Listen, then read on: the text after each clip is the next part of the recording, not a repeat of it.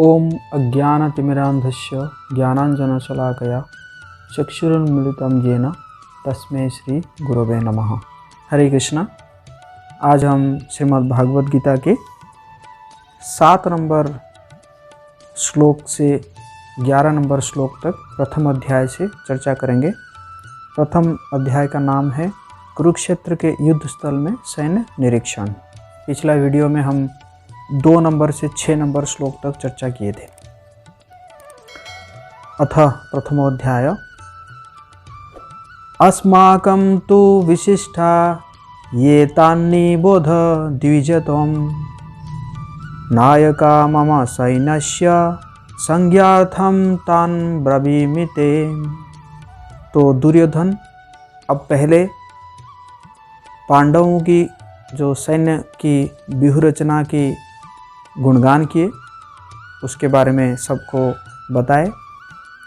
अब क्योंकि जो कौरव पक्ष के जो सेना है वो कहीं डिमोरलाइज ना हो जाए, उनके उत्साह में कमी ना पड़ जाए, इसलिए अब जो है वो क्या करेंगे, दुर्योधन क्या करेंगे कि कौरव पक्ष की जो सेना है उसका जो महिमा का गान करेंगे, उसका जो व्यूह रचना का, और उसमें जो रथी महारथी है उनके नाम लेंगे। तो यहाँ पे कह रहे हैं, किंतु हे ब्राह्मण श्रेष्ठ, मतलब द्रोण को कह रहे हैं, आपकी सूचना के लिए मैं अपनी सेना के उन नायकों के विषय में बताना चाहूँगा जो मेरी सेना को संचालित करने में विशेष रूप से निपुण है। 8 नंबर श्लोक। भवान भीष्मश्च कर्णश्च कृपश्च समितिञ्जय अश्वत्थामा विकर्णश्च सौमदत्तिस्तथैव च। कौन कौन है? मेरी सेना में स्वयं आप द्रोण, भीष्म, कर्ण, कृपाचार्य, अश्वत्थामा, विकर्ण तथा सोमदत्त का पुत्र भूरिश्रवा आदि है, जो युद्ध में सदैव विजयी रहे हैं। तो यहाँ पे द्रोण के बारे में तो बता रहे हैं, और भीष्म पितामह तो उस समय सबसे पराक्रमशाली और जो है बड़े एक्सपर्ट वो सैनिक थे, बड़े दक्ष थे युद्ध विद्या में। कर्ण, कृपाचार्य, अश्वत्थामा, विकर्ण। यहाँ पे विकर्ण का नाम क्यों ले रहे हैं दुर्योधन, जबकि 100 पुत्र है, उनके और भी 99 भाई है, तो सिर्फ विकर्ण का नाम क्यों ले रहे हैं? क्योंकि ये जो विकर्ण है, ये जब द्रौपदी महारानी का जो वस्त्रहरण करने के प्रयास किया जा रहा था, उस समय ये विकर्ण जो है बड़े वहाँ पे जो है विरोध किए थे। और कहीं ये विकर्ण जो है धर्म के प्रभाव में आकर, मतलब कहीं पार्टी चेंज कर ना ले, कहीं ये कौरव पक्ष से पांडव पक्ष की ओर चले ना जाए, इसीलिए वो स्पेशली विशेष रूप से विकर्ण का नाम ले रहे हैं। 9 नंबर श्लोक। अन्ये च बहवः शूरा मदर्थे त्यक्त जीवितः नानाशास्त्र प्रहरणः सर्वे युद्ध विशारदः। ऐसे अन्य अनेक वीर भी है जो मेरे लिए अपना जीवन त्याग करने के लिए उद्यत है। यहाँ पे दुर्योधन पहले से ही संकेत कर रहे हैं कि ये मेरे लिए मरेंगे ही। वे विविध प्रकार के हथियारों से सुसज्जित है और युद्ध विद्या में निपुण है।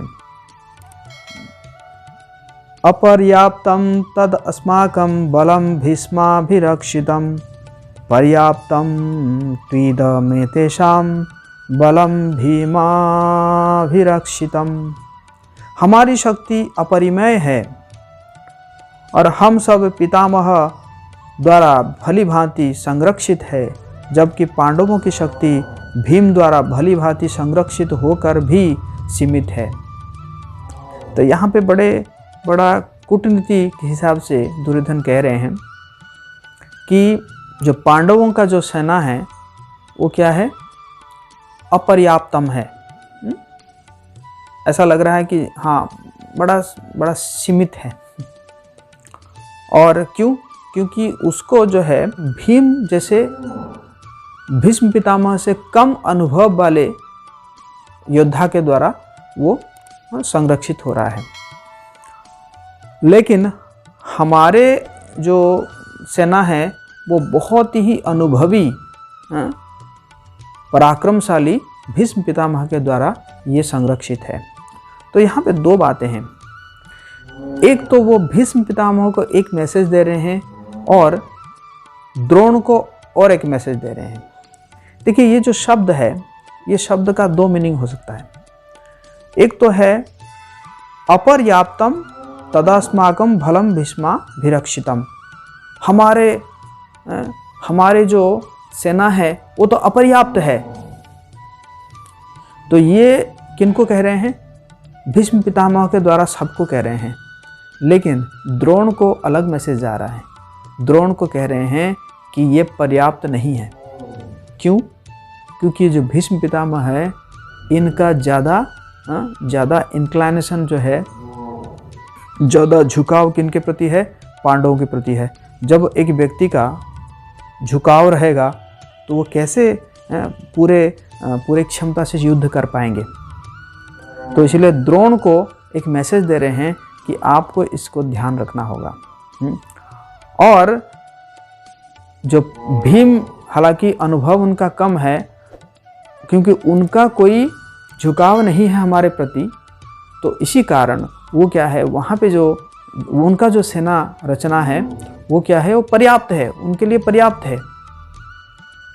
तो यहाँ पे एक शब्द का दो मीनिंग आ रहा है, और एक मीनिंग भीष्म पितामह के लिए और एक मीनिंग जो है जा रहा है द्रोण के लिए।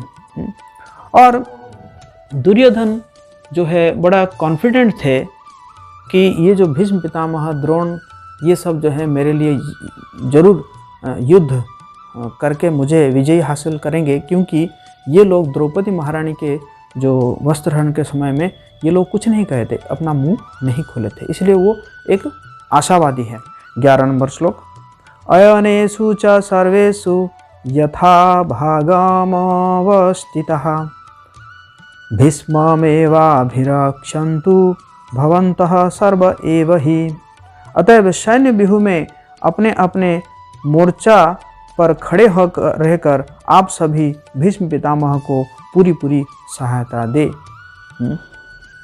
इसी कारण कि एक तो भीष्म पितामह का झुकाव है, और दूसरा क्या है कि भीष्म पितामह भी बहुत बूढ़े हो चुके हैं, उनकी जो है उनको सहायता की ज़रूरत है। इसलिए आप सभी जो है उनको क्या करें, सहायता दें। तो यहाँ पे इस प्रकार जो है ये दुर्योधन सभी को सूचित कर रहे हैं, और इसके आगे फिर युद्ध के लिए शंखनाद शुरू होगा। Hare Krishna. Thank you so much for watching.